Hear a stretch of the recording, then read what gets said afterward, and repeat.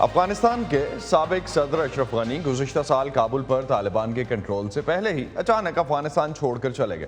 ان پر الزامات لگتے رہے ہیں کہ وہ جاتے ہوئے اپنے ساتھ افغان عوام کے 15 کروڑ ڈالرز بھی لے کر گئے۔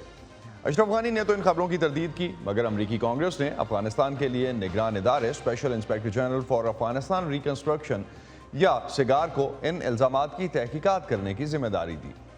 اب سابق صدر کے قومی سلامتی کے مشیر حمداللہ محب نے وائس آف امریکہ کے ساتھ ایک انٹرویو میں کہا ہے کہ انہوں نے الزامات کے بارے میں سگار کی جانب سے کچھ سوالات کے جوابات دیے ہیں۔ اس بارے میں مزید جانیں گے نیلوفر مغل اس وقت ہمارے ساتھ کیپٹل ہل سے موجود ہیں۔ نیلوفر، کیا تفصیلات ہیں حمداللہ کے بیان کی اور اس کے علاوہ جو سگار کی اب تک کی ڈیولپمنٹس ہوئی ہیں؟ جی اسد، حمداللہ محب جو ہیں وہ سابق صدر اشرف غنی کے دور میں سیکیورٹی کے مشیر رہ چکے ہیں۔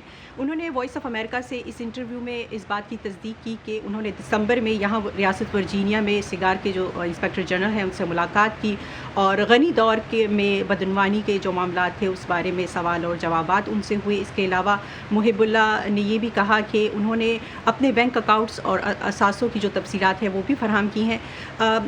وائس آف امریکہ سے انٹرویو میں افغان صدر جو سابق صدر ہے اشرف غنی، ان کے ایک اور سابق جو قریبی ساتھی ہیں فضل فاضلی، انہوں نے بھی ایک انٹرویو میں کہا ہے کہ وہ سگار کے ساتھ بدعنوانی کے معاملات پر بات چیت کرنے کے لیے تیار ہیں، لیکن انہوں نے یہ کہا کہ وہ بدعنوانی کے کسی معاملے میں ملوث نہیں ہیں۔ محب اللہ اور فضل فاضلی دونوں کا یہ کہنا ہے کہ وہ صدارتی محل میں رقوم کی موجودگی یا نقد رقوم کی موجودگی کے بارے میں انہیں کسی چیز کا علم نہیں تھا۔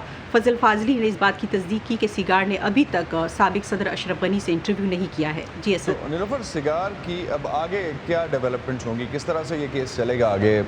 کس طرح سے پروسیس کیا جائے گا اس کو، اور کیا توقع کیا کی جا رہی ہے اس حوالے سے؟ جی اسد، بالکل سگار کا جو انسپیکٹر جنرل ہیں وہ اس معاملے میں تحقیقات کو آگے بڑھا رہے ہیں، لیکن آپ کو یہ بتاتے چلیں کہ نقد رقوم کی معاملہ جو اطلاع تھی وہ سب سے پہلے کابل میں جو روسی سفارت خانہ تھا اس کی جانب سے سامنے آئے تھے۔ سگار کے انسپیکٹر جنرل، ان کا یہ کہنا ہے کہ وہ اس معاملے کی تحقیقات کر رہے ہیں، لیکن اس کا یہ مطلب نہیں ہے کہ یہ معاملہ سچ ہے یا نہیں ہے۔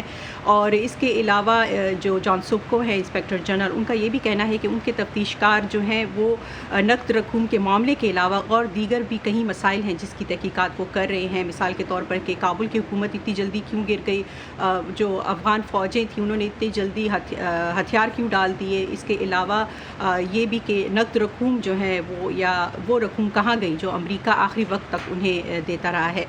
جان سبکو یا سگار کی جانب سے یہ توقع کی جا رہی ہے کہ مارچ یا اپریل کے آخر تک کانگریس کو وہ ایک رپورٹ پیش کریں گے، لیکن اس بات کی ابھی تصدیق نہیں کی جا سکتی کہ اگر سابق افغان عہدیداروں پر کوئی بدعنوانی کے الزامات ثابت ہو جاتے ہیں تو ان پر کوئی کرمنل چارجز عائد ہوں گے یا نہیں۔ جی اسد، بہت شکریہ نیلوفر مغل آپ کا اس حوالے سے ہمیں اپڈیٹ کرنے کا۔